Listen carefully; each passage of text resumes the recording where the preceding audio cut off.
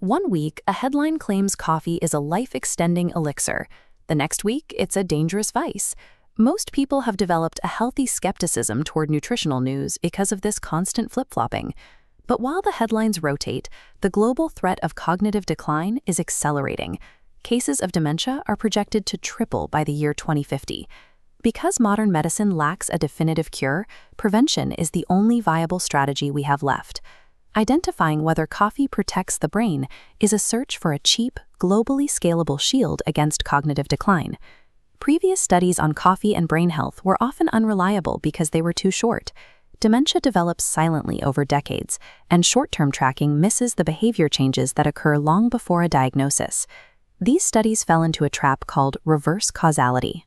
Reverse causality is a logical error where the early, undiagnosed stages of a disease cause a change in behavior, making it look like the new behavior caused the disease.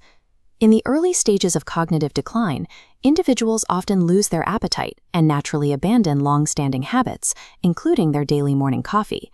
When researchers looked at people who had stopped drinking coffee, they were actually seeing a symptom of the dementia that was already there, rather than the cause of it.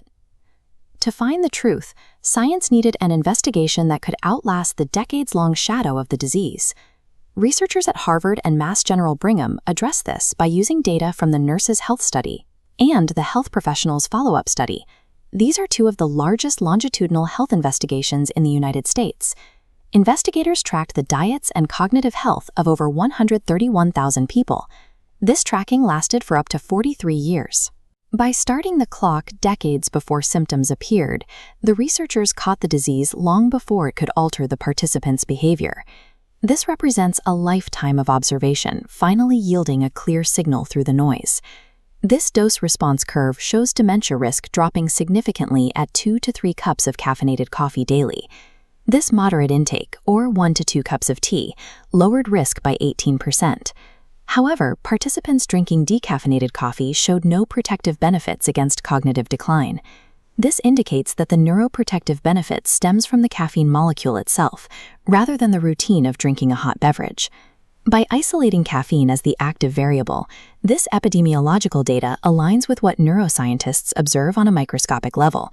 Caffeine acts as an antagonist to adenosine receptors.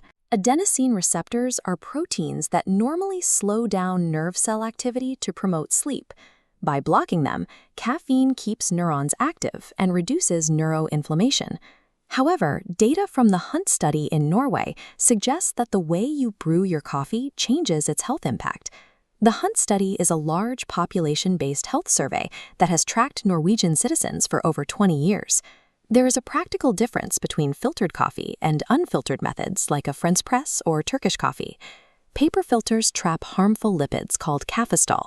Cafestol is a fatty molecule found in coffee beans that can raise cholesterol levels and potentially negate the cardiovascular benefits that support the brain.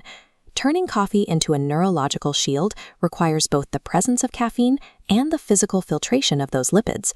While the data is robust, this is an observational study. It proves a strong association, but it cannot definitively prove causation.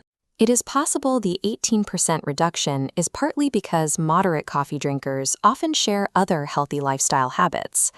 Instead of looking for magic bullets, researchers focus on modifiable risk factors. Modifiable risk factors are the lifestyle choices, such as diet and exercise, that we have the power to change. Diet, sleep, exercise, and moderate caffeine intake all work together to build long-term cognitive resilience. While modern medicine cannot yet cure dementia, 40 years of meticulous data shows how our daily habits influence long-term brain health, starting with the morning brew.